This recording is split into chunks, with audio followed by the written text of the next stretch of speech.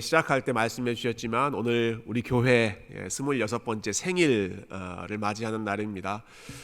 교회는 뭐 건물이나 기관이 아니라 우리 사람들이죠. 저와 여러분이 교회이기 때문에 교회의 생일은 우리 모두의 생일이다. 여러분 믿으십니까? 우리 옆에 계신 분에게 생일 축하합니다. 그렇게 한번 인사하십시오. 생일 축하합니다. 생일 축하합니다. 여러분이 우리 모두가 다 교회입니다. 작년 말에 우리 한국에서 개봉해서 아마 올해 초에 좀 많은 분들이 보신 영화인 것 같아요. 그 영웅이라고 하는 제목의 영화가 있었습니다. 그 독립운동가인 안중근 선생님에 관한 영화였는데요. 여러분 안중근 선생님에 대한 이야기를 잘 아시죠?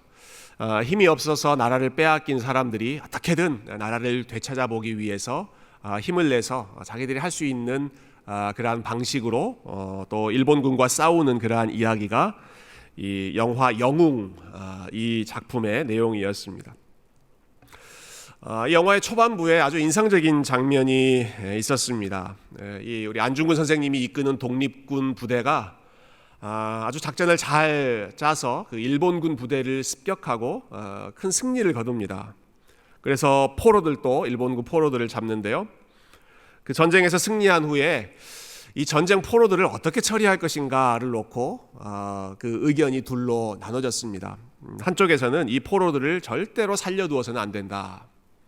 이 포로들은 반드시 지금 현장에서 우리가 즉결 심판을 해야 한다였고요.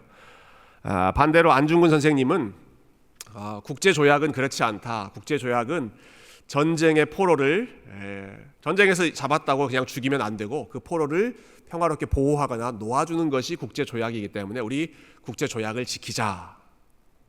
어느 쪽이 이겼을까요? 안중근 선생님의 그 주장대로 사로잡았던 일본군 포로를 죽이지 않고 그냥 살려 보냈습니다. 원수에게 은혜를 베푼 것이나 다름없죠. 자, 그리고 나서 그 다음에 저는 이런 장면이 좀 펼쳐지기를 마음속으로 기대했습니다. 죽이지 않고 살려보낸 그 전쟁 포로 중에 한 사람이 안중근 선생님의 은혜를 기억하고 참 너무너무 감격스러운 그런 마음에 그 중에 한 명은 또 그 한국 사람이었거든요. 그래서 일본군으로 돌아가지 않고 독립군으로 귀화해서 내가 당신을 돕겠습니다. 내가 이 전쟁에 당신 편이 되겠습니다. 일본군 부대가 어디 있는지 내가 당신께 알려드리겠습니다 하면서 이 같은 편이 되었으면 얼마나 좋을까 내심 그런 그 장면을 기대했는데요. 현실은 정반대로 펼쳐졌습니다. 은혜로 그 생명을 살려주고 자기의 자리로 되돌아갔던 이 일본군 포로들은 부대로 돌아가자마자 안중근 선생님과 그 부대가 어디에 있는지를 다 알려주고 그래서 한밤중에 정말 어마어마한 그 일본군 부대가 그 독립군 부대를 습격해서 거의 전부 부대원들이 다 생명을 잃게 됩니다. 그 장면에서 그 안중근 선생님을 아주 원망스럽게 바라보던 그 동료들의 그 시선이 잊혀지지가 않습니다. 여러분 악을 악으로 갚지 않고 악을 선으로 갚았습니다. 그랬을 때 그 결과가 선한 결과로 돌아온다면 얼마나 우리가 참 신이 나고 힘이 나겠습니까? 그런데 그 결과가 오히려 더 끔찍한 나쁜 결과로 열매가 맺었던 것이죠. 자, 의인들이 은혜를 베풀고 선을 베풀고 참 의인들이 참 자신들의 원칙에 따라 올바로 살려고 애를 쓰는데 그 결과로 삶이 더 좋아지는 것이 아니라 반대편에 있는 악인들이 더 번성하고 악인들이 더 형통해가는 그러한 이 땅의 참 부조리한 현실을 그 영화의 한 장면이 아주 단적으로 보여주는 것 같았습니다. 초대교회 성도들의 상황이 이와 다르지 않습니다.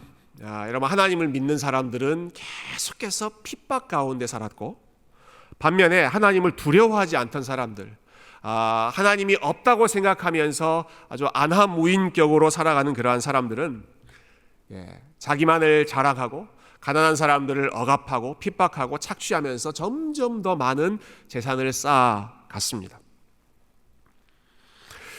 그것이 오늘 본문 바로 앞에 나왔던 1절부터 6절에 나왔던 그 부한 자들에 대한 야고보의 경고의 말씀이었죠.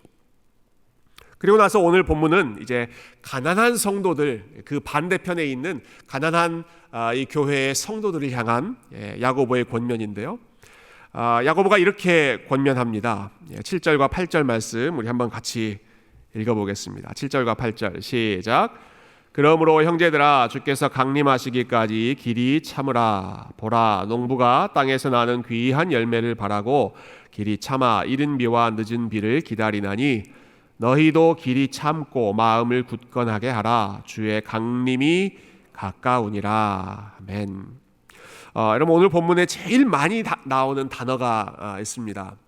사실은 두 개 단어가 많이 나오는데요. 참아라라고 하는 그런 단어가 많이 나오고 또 다른 편에서 많이 나오는 단어는 형제들아라는 단어입니다. 형제들아.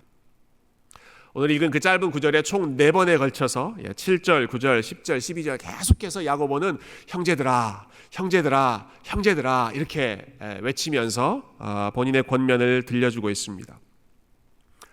그 앞에 나오는 말씀에서는 그러한 표현이 나오지 않았습니다. 부자들을 향해서는 그렇게 따뜻하게 부르지 않았습니다. 들으라 이 부자들아 하면서 너희는 도살장에 끌려가는 동물들과 같을 것이고 그 사람들에 대해서는 최악의 아주 강한 표현을 써서 비난하고 책망했던 것이 야고보의 톤이었습니다. 이 앞에 나오는 톤. 그런데 그 톤이 이 한 절만 지나가면 7절부터는 형제들아, 형제들아, 어려움 가운데 있는 나의 사랑하는 형제들아, 계속해서 따뜻하게 그들을 부르면서 그들을 격려하고 그들을 위로하는 것이죠. 뭐라고 격려합니까? 주님께서 강림하시기까지, 그러니까 주님께서 다시 오시기까지 우리가 길이 오랫동안 참읍시다. 인내를 훈련합시다라는 것이 야고보가 형제들아 라고 부르면서 가장 사랑하는 마음으로 그들에게 들려주었던 권면과 격려의 말씀이었습니다.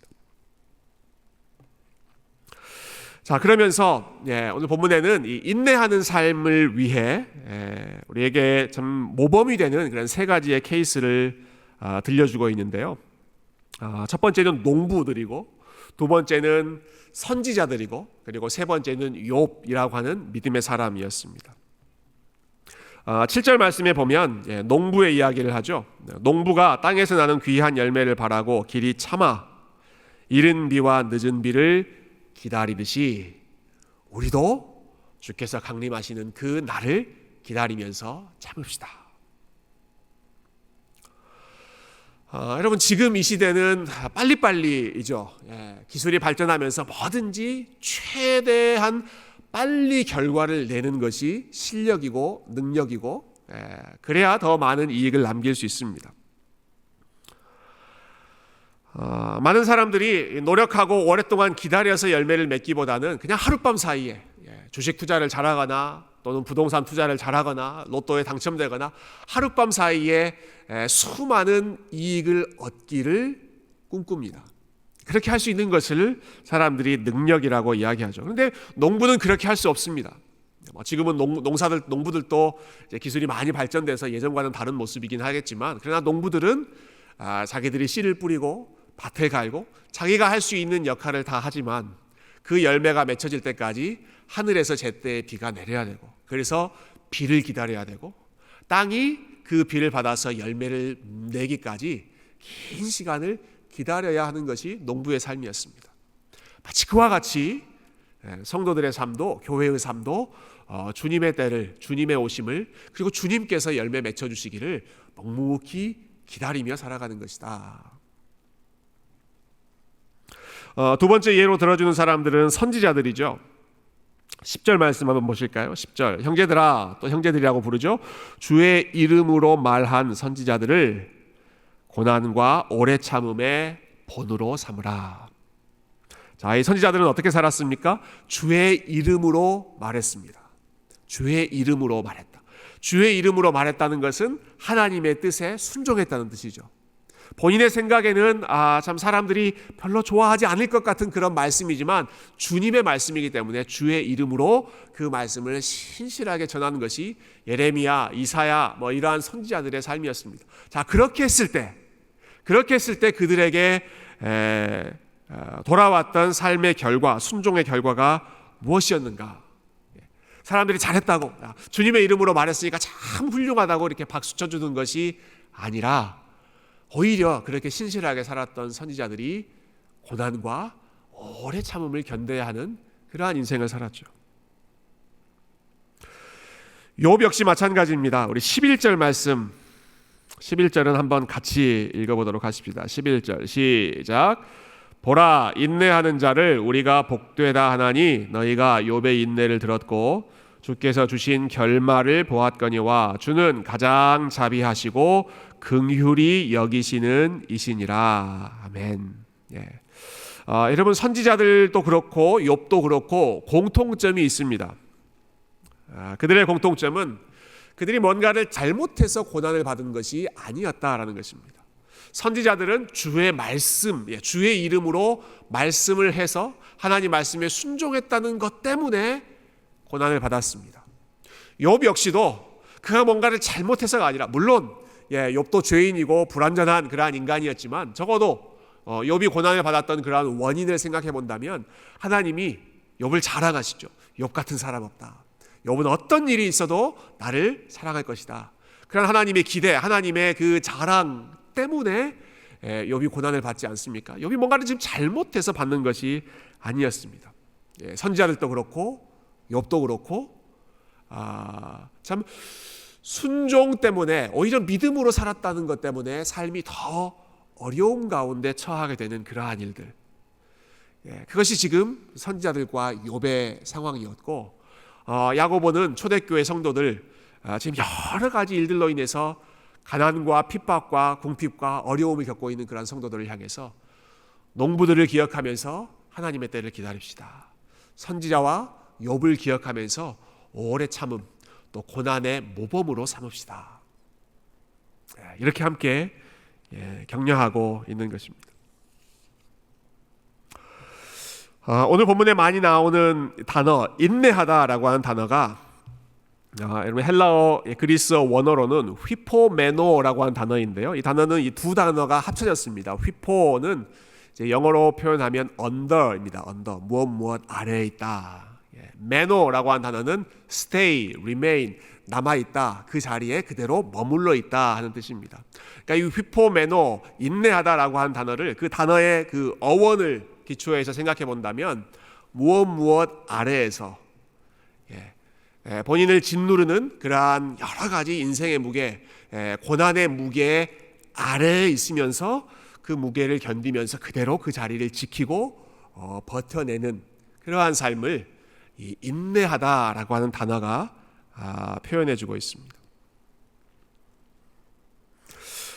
최근에 아주 참 은혜로운 그 인터뷰를 제가 보았는데요.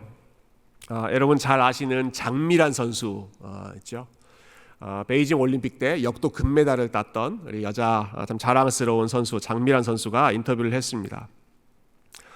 금메달도 땄지만 이 장미란 선수는 아주 하나님을 잘 믿는 아주 훌륭한 신앙인입니다. 제가 예전에 설교 때도 말씀드렸지만 올림픽에서 금메달 땄을 때도 무릎 꿇고 하나님께 기도했고, 메달을 따지 못하고 4위에 머물렀을 때에도 똑같이 그 바벨 앞에서 무릎 꿇고 하나님께 영광을 돌렸던 정말 한결같은 믿음의 사람이 장미란 선수죠. 여러분, 이 인터뷰에서 장미란 선수가 이런 말을 하더라고요. 역도와 인생의 공통점이 있습니다. 여러분, 뭐가 공통점일까요? 역도와 인생의 공통점이 있습니다. 둘 다 무게를 견뎌야 한다는 것입니다. 이렇게 이야기하더라고요. 무게를 견디는 것이 역도와 인생의 공통점이다. 그러면서 자신이 감당해야 했던 그 인생의 무게를 담담히 이렇게 나눠주었습니다.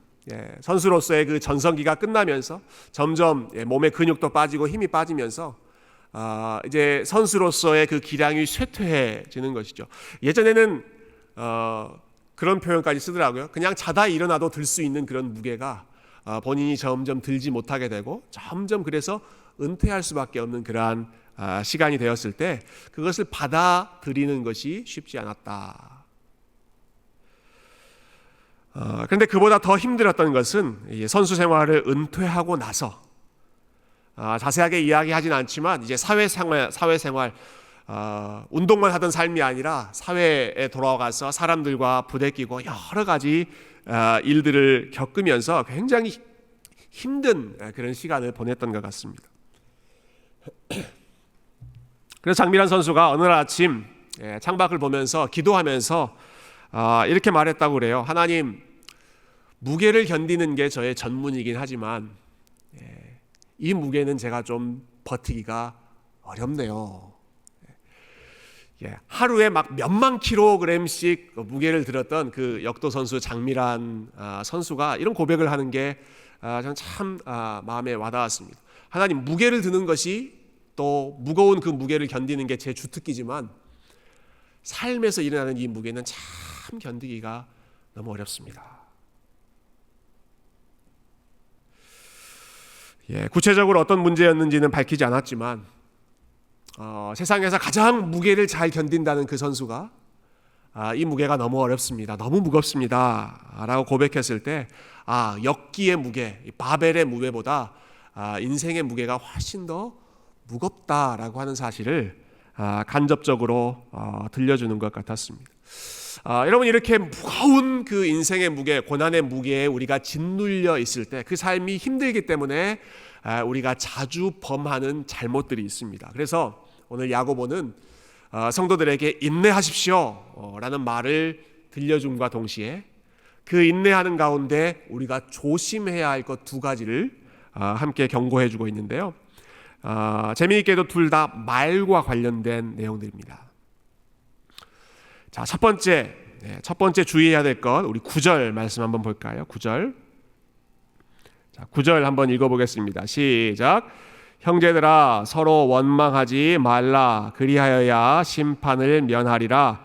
보라, 심판주가 문 밖에 서 계시니라. 아멘. 자, 처음에 이렇게 하지 말아라, 조심해라 라고 말하는 게 뭐죠? 서로 원망하지 말라. 서로 원망하지 말라. 여러분, 어려운 시간을 지내고 있을 때 그 사람에게 힘이 되는 것은 서로에 대한 격려와 따뜻한 위로. 여러분, 그게 서로에게 힘이 되죠. 그런데 안타깝게도 그 힘든 시간을 겪게 되면 우리가 더 자주 보게 되는 현실은 우리의 말이 거칠어지고 우리의 말이 험해지는 것을 보게 됩니다. 나 이런 일 때문에 너무 힘듭니다. 나 힘들어 라고 고백한다면 여러분, 그 말을 듣는 사람이 그래요, 참 고생하시네요. 그렇게 힘들면에도 열심히 그 자리를 지켜주셔서 고맙습니다. 이렇게 격려해주고 또 따뜻하게 위로해주면 얼마나 좋겠습니까? 근데 나 힘들어, 나 너무 힘들어 라고 이야기할 때 돌아오는 대답이 어떤 경우가 많이 있나요? 당신만 힘들어? 나는 더 힘들어. 누구는 그냥 놀고 먹는 줄 알아? 당신만 힘들어? 나는 더 힘들어. 그러면서 오히려 마음속에 있는 그러한 쓴뿌리와 원망과 불평을 서로 주고받는 경우가 있죠. 어떤 경우는 본인이 힘든 이유를 사실 그 힘들게 된 이유는 그 원인은 다른 곳에 있는데 오히려 가까운 사람에게, 그 사람이 편하기 때문에 그 사람에게 참 그 원망의 화살, 불평의 화살을 날리는 경우도 많이 있습니다. 우리말 속담에 종로에서 뺨 맞고 어디 가서 화풀이 한다고 합니까? 한강 가서 화풀이 한다, 그런 말이 있죠. 이 속담이 나왔을 때 종로는 힘 있는 사람들이 모여 있는 곳이었고 한강은 힘 없는 사람들이 모여 있는 곳이었다고 합니다. 그래서 억울한 일은 종로에서 당하고, 그런데 그 화풀이는 다른 사람에게, 자기가 더 편한 사람에게 그것을 되갚으려고 하는 그런 마음이죠. 정말 나를 힘들게 하는 원인은 따로 있는데 화풀이는 거기 가서 하지 않고 오히려 가까운 사람, 본인이 제일 편한 사람에게 불평하고 원망하는 것이 참 인간이 보여주는 그 연약한 모습인 것 같아요.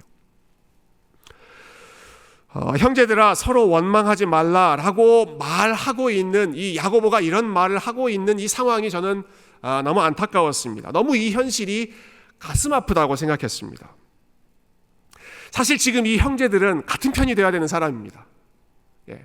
형제들아 서로 원망하지 말라 이렇게 이야기하고 있잖아요. 지금 형제들 사이에 서로 원망하고 있다는 현실을 전제하고 하는 것입니다. 교회 안에서 더 사랑해야 하고 가정 안에서 더 사랑해야 되고 서로 격려하고 위로해 주어야 할 그러한 관계가 지금 서로 원망하는 그러한 관계로 변질되어 버렸다는 것이죠. 하나님을 알지 못하는 악한 세상, 하나님을 두려워하지는 그러한 악한 부자들로 인해서 피해를 받고 억울한 일을 당하고 여러 가지 어려움을 겪고 있을 때 우리가 같은 편이 되고 우리가 서로를 도와주고 우리가 서로 위로하고 격려해주는 한 편이 되어주어야 마땅할 텐데 오히려 우리끼리 더 헐뜯고 원망하고 불평하고 서로 니 탓 내 탓을 하게 된다면 여러분 이것이 얼마나 참 억울한 일입니까? 우리가 싸워야 될 사람들은 다른 곳에 있는데 정작 우리가 정말 사랑해야 할 사람들에게 싸우는 것이죠. 오히려 서로를 향해서 형제라고 불러야 할 그러한 사람들을 향해서 나의 억울함과 분노와 피해의식을 쏟아놓으면서 서로에게 상처 주고 있는 이러한 일들을 야고보가 너무너무 많이 보았기 때문에 형제들아 서로 원망하지 말라. 우리끼리는 서로 원망하지 말고 우리끼리는 서로 품어주자, 사랑해주자 하는 것이죠. 여러분 우리의 삶의 무게가 더 어려워지고 우리가 참 어려운 그러한 시간을 겪고 있을 때 그럴수록 오히려 더 서로에 대한 원망이 아니라 서로에 대한 사랑과 격려와 따뜻한 말로 서로의 마음을 보듬어 줄 수 있는 그런 우리 귀한 성도님들, 귀한 가정, 귀한 교회 될 수 있기를 주님의 이름으로 축원드립니다. 자, 한 가지 더 주의해야 할 것을 야고보가 이야기해 주고 있는데요. 역시 이것도 말과 관련됩니다. 고난의 무게를 견뎌야 하는 상황에서 우리가 주의해야 할 것 또 한 가지입니다. 우리 12절 말씀 한 번 더 읽어보도록 하겠습니다. 12절 시작. 내 형제들아 무엇보다도 맹세하지 말지니 하늘로나 땅으로나 아무 다른 것으로도 맹세하지 말고 오직 너희가 그렇다고 생각하는 것은 그렇다 하고 아니라고 생각하는 것은 아니라 하여 정죄받음을 면하라. 아멘. 오늘 본문에서 야고보가 마지막으로 당부하는 것은 맹세하지 말라는 말이 나오죠. 맹세하지 말라, 서약하지 말라. 여러분 이 말씀은 우리가 어떤 경우에도 맹세해서는 안 된다, 서약해서는 안 된다 하는 것을 지금 이야기하고 있는 것이 아닙니다. 공교롭게도 오늘 우리 임직식이 있죠. 오늘 오후에 임직식 때 우리 장로, 우리 안수집사 임직식 받는 분들이 서약하는 순서가 있습니다. 제가 질문하고 교회 앞에서 또 하나님 앞에서 맹세, ordination vow 하는 그런 시간이 있는데 하필 오늘 말씀이 맹세하지 말라여서 그런 분 안 계시겠지만 나는 오늘 말씀에 순종해서 맹세하지 않겠습니다. 서약하지 않겠습니다. 그렇게 나오면 되겠습니까? 안 되겠습니까? 안 됩니다. 이 말씀은 지금 그러한 맹세를 하지 말라는 말씀이 아닙니다. 근데 왜 맹세하지 말라고 했을까? 그리고 야고보는 왜 지금 이 맥락에서 고난의 무게를 견디면서 인내해야 하는 상황에서 맹세하지 말라는 말씀을 성도들에게, 교회에 있는 형제들에게 해주고 있을까? 그 이유는 어려운 상황에 있으면 그 상황으로부터 벗어나고 싶은 마음이 너무너무 간절해져서 성급한 맹세를 남발하기 쉽기 때문에 그렇습니다. 여러분 우리가 신앙생활 하면서 하나님 앞에 서원하는 경우가 있죠. 하나님 앞에 서원하면서 기도하는 경우가 있습니다. 여러분 어떨 때 우리가 주로 하나님께 서원 기도합니까? 어려울 때 하죠. 상황이 어려울 때. 하나님 이 문제만 해결해 주시면 제가 주님 위해 살겠습니다. 하나님 우리 자녀 문제, 우리 가정 문제, 우리 건강 문제 하나님께서 해결해 주시면 저희 가정이 그리고 제가 평생 주님을 위해 이런 일 저런 일 헌신하면서 주님 기쁘신 일, 주님 섬기는 일 하겠습니다. 여러분, 서원은 주로 어려운 일을 닥칠 때, 힘든 일이 있을 때 그 서원을 많이 하게 됩니다. 간절한 마음으로 하나님 앞에 서원하고 기도하는 것은 귀한 일이지만, 그러나 여러분, 이렇게 맹세와 서원을 남발하는, 그리고 이러한 맹세와 서원을 하는 그 마음의 깊은 뿌리에 보면 이것은 일종의 하나님과 마치 거래를 하려고 하는, 하나님께서 주신 은혜가 감사해서 내가 기쁨으로 헌신하겠습니다가 아니라, 원래 서원은 그 감사하는 마음, 그 동기로 나와야 하는데, 하나님 이 상황을 벗어나게 해주시면 제가 이렇게 하겠습니다. 그러니까 이러한 맹세와 서원을 하는 그 마음의 밑바닥에는 이런 마음이 있는 것이죠. 하나님께서 나에게 지금 허락하신 이 상황, 지금 좋지 않은 이러한 상황에서는 내가 하나님을 제대로 섬길 수가 없고, 그래서 이 상황은 반드시 바뀌어야 되는 상황이고, 그렇지 않으면 나는 하나님을 위해 살 수 없고, 상황이 좋아져야만 내가 하나님 기뻐하시는 일 열심히 하겠습니다 하는 그러한 일종의 계약, 이러한 조건이 이러한 맹세에 깔려 있지 않습니까? 여러분, 그러나 우리가 하나님을 섬기고 하나님께 서원하고 하나님을 기쁘시게 하는 그러한 삶을 살아야 하는 그러한 상황은, 우리에 있는 문제가 해결되고 자유로워지고 모든 상황이 평탄해졌을 때가 아니라, 어떤 상황에서도 우리 하나님 때문에 함께 헌신하고, 오늘 말씀에 보면 11절에 욥의 인내를 이야기하면서 야고보가 이렇게 하죠. 주는 가장 자비하시고 긍휼히 여기시는 이시니라. 하나님이 가장 자비한 분이신 것을 지금 이 어려운 상황 속에서도 내가 믿기 때문에 그 하나님께 헌신하고 하나님을 섬기고, 어떻게 하면 이 상황 속에서 하나님을 기쁘시게 할 수 있을까? 여러분, 어려운 상황 속에서 주님께 헌신하는 것이 정말 온전한 참된 의미의 헌신이고, 그리고 그 상황 속에서 믿음으로 버텨내며 우리 하나님 바라보며 하나님 섬기는 삶이야말로 우리 하나님께서 가장 기뻐하시는 순수한 섬김과 헌신의 삶인 줄로 믿습니다. 지난주에 부흥회를 마치고 화요일 성경 공부 오전에 시간을 가졌는데요. 그리고 나서 화요일 점심시간에 부흥회 인도해 주셨던 강사 목사님과 함께 식사하면서 대화하는 시간을 가졌습니다. 그때 성도님 한 분이 이런 질문을 하셨어요. 목사님, 20년 가까운 시간 동안에 그 아픈 사모님과 또 어린 자녀들을 돌보시면서 정말 긴 시간을, 긴 터널과 같은 삶을 지나오셨는데 그렇게 하실 수 있었던 비결이 무엇입니까? 그렇게 긴 터널을 인내할 수 있었던 비결이 무엇입니까? 이렇게 물어보셨습니다. 근데 이 질문에 대해서 목사님께서 그 질문의 한 부분을 바로 잡아주셨습니다. 그 부분이 저에게 너무너무 유익한 교훈이 되었는데요. 목사님이 이렇게 말씀하시더라고요. 우리가 어려운 시간에 처하게 되고 그 시간이 길어지면 길어질수록 우리는 그 상황을 어두운 터널에 비유합니다. 긴 터널에 비유합니다. 근데 그 시간을 터널로 생각하면 유일한 삶의 목표는 그 터널로부터 벗어나는 것밖에 되지를 않습니다. 그래서 목사님이 이렇게 말씀하시더라고요. 저는 저의 상황을 어두운 터널로 보기보다는 비포장 도로로 생각하면서 삽니다.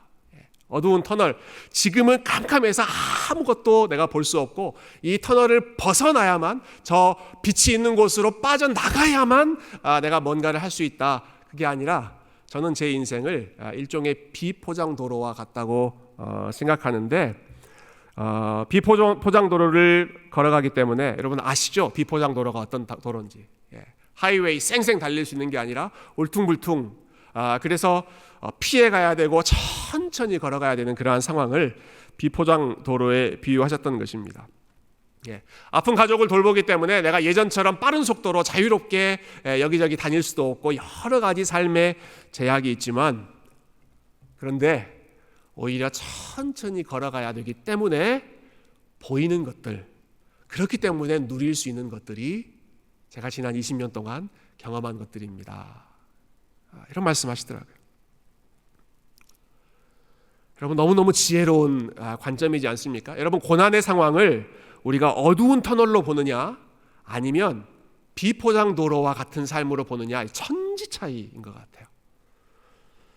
자, 내가 어두운 터널을 지나고 있다 이렇게 생각하면 말씀드린 것처럼 유일한 목표는 그것을 빠져나가는 것뿐입니다. 그리고 그 시간을 벗어나기 전까지, 그것으로부터 빠져나가기 전까지는 그 모든 시간은 그냥 어두운 시간 밖에 되지를 않습니다. 아무것도 선한 것을 찾을 수가 없는 그런 상황이 되죠. 그러나 천천히 걸어가야 하는 비포장 도로라고 생각한다면 여전히 불편한 일이 있고 여전히 어려운 일이 있고 내가 원하는 만큼 자유롭게 달릴 수 없기 때문에 답답한 일들이 있지만 여러분, 그러나 그 상황 속에서 인내한다는 것은 긴 터널과 같은 삶에서 인내한다는 것은 아무것도 하지 않고 그냥 터널 밖으로 나가는 것만 그냥 끙끙대면서 참는 것이지만 비포장 도로와 같은 그런 삶 속에서 인내한다는 것은 천천히 걸어가면서 여전히 함께 하시는 그 하나님의 은혜를 누리며 작은 일에 감사하는 것을 훈련하며 살아가는 것이 새로운 아마 야고보가 이야기했던 주의 강림이 가까우시기까지 기다리라 라고 하는 말은 그냥 꼭 참고 그날만 바라보며 살아라 라는 것이 아니라 이미 우리에게 주신 교회의 풍요로움, 하나님의 은혜의 풍요로움을 하나하나 기억하며 그러나 그 소망을 가지고 우리 끝까지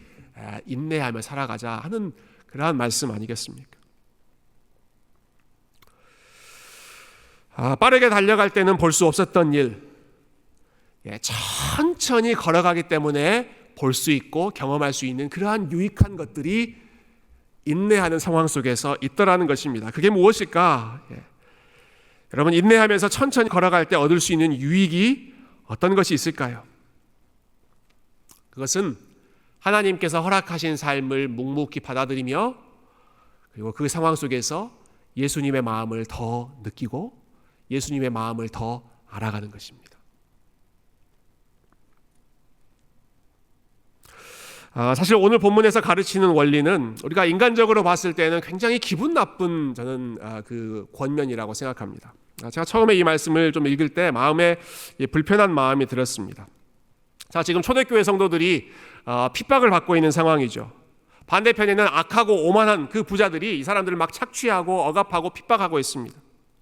여러분, 이렇게 억울하게 피해를 받고 있을 때 그 사람에게 찾아와서 어떤 말을 해줘야 그 사람들이 좀 위로를 받고 좀 마음이 속이 시원해지겠습니까? 아마 이런 말일 것 같아요. 왜 우리만 계속 이렇게 당해야 되느냐? 왜 우리만 이렇게 피해를 받아야 되냐? 우리 참지 말자. 우리도 들고 일어나자. 지렁이도 밟으면 꿈틀한다고 하는데 우리도 뭔가 한번 해보자 하고 우리 한번 맞서 싸워보자. 이런 말을 해줘야 사람들 편에서 더 좀 속 시원한 그러한 해방감이 생기지 않겠습니까? 여러분, 그런데 이런 상황에 피해를 받고 있는 그런 사람들에게 찾아와서는 형제들아 라고 부르고 나서는 그래도 네가 참아. 우리가 참아야 돼. 여러분, 이게 위로가 되겠습니까? 네가 참, 왜 꼭 나만 참아야 돼? 네가 참아. 그래도 우리가 참아야 돼. 그래도 교회가 참아야 돼. 여러분, 이런 말이 인간적으로 보면 도저히 받아들여주지 않는, 오히려 더 화가 나는 그러한 상황이죠. 여러분, 이 야고보는 부자들의 악함에 대해서 분노했던 사람입니다.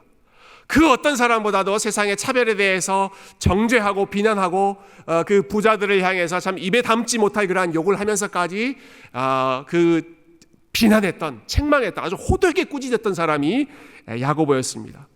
그렇게 그 불의한 현실에 대해서 분노했던 이 야고보가 유독 성도들을 향해서는 형제들아 라고 부르고 나서는 그래도 우리가 참아야 된다. 우리가 참아야 된다. 왜 그런 말을 할까요? 그렇게 말할 수 있는 이유는 한 가지밖에 없다고 생각합니다. 주님께서 그렇게 하셨고 주님께서 그렇게 하셔서 하나님의 뜻을 이루셨기 때문에, 그렇게 하는 것이 주님께서 기뻐하시는 길이기 때문이죠. 여러분, 오늘 본문은 7절 말씀에 그러므로 라고 한 단어로 시작하죠. 그러므로 형제들아. 주께서 강림하시기까지 길이 참으라. 그러므로 라는 말은 그 앞에 나오는 말씀을 이어받는다라고 하는 것입니다. 그 앞에 나오는 6절 말씀이 어떤 말씀입니까? 너희는 의인을 정죄하고 죽였으나 그는 너희에게 대항하지 아니하였느니라. 우리가 2주 전에 말씀을 마지막 마무리할 때 여기에 나오는 의인은 바로 그 의로운 분, the righteous person. 불의한 상황 속에서도 끝까지 그 상황을 감내하면서 악한 세상들, 악한 사람들에게 오히려 대항하지 않고 십자가의 길을 걸어가셨던 바로 그 예수 그리스도, 그분이 이 6절 말씀에 나오는 진정한 의인이시다라고 말씀드렸습니다. 그는, 그 의로우신 분은 너희에게 대항하지 아니하였느니라. 그러므로 형제들아, 우리 주님께서 그 십자가의 무게를 벗어 던지는 것보다 그 십자가의 무게를 견디며 하나님의 뜻을 이루시는 것을 선택하셨기 때문에, 십자가 앞에서 말씀 한마디로 천사들을 동원해서 그 모든 사람들을 다 한 방에 쓸어버릴 수 있는 그러한 능력이 있으셨음에도 불구하고 하나님의 뜻을 이루기 위해서 묵묵히 십자가의 길을 선택하셨기 때문에, 그러므로 형제들아, 우리도 주님처럼 우리에게 맡겨주신 우리의 십자가와 우리의 삶의 멍에를 주님과 함께 잘 견디며 이 상황 속에서 서로 원망하지 말고 서로를 격려하며 함부로 맹세하면서 이 상황이 바뀌어지기만을 기다리는 것이 아니라 하나님께서 우리에게 주신 것들을 하나하나 기억하며 감사하며 이 상황 속에서도 우리 하나님을 열심히 섬기며 우리 주님께 영광 돌리는 우리 귀한 성도들이 되자. 여러분, 교회 앞에 주신 이 야고보의 지혜의 말씀, 우리 주님께서 우리에게 들려주셨던 말씀처럼 나는 마음이 온유하고 겸손하니 나의 멍에를 메고 내게 배우라. 그리하면 너의 마음이 쉼을 얻으리라.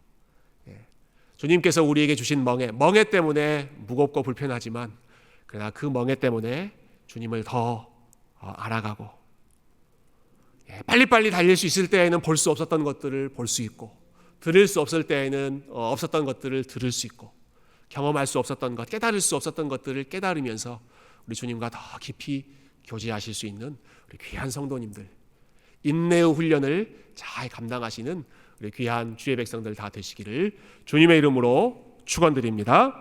함께 기도하겠습니다.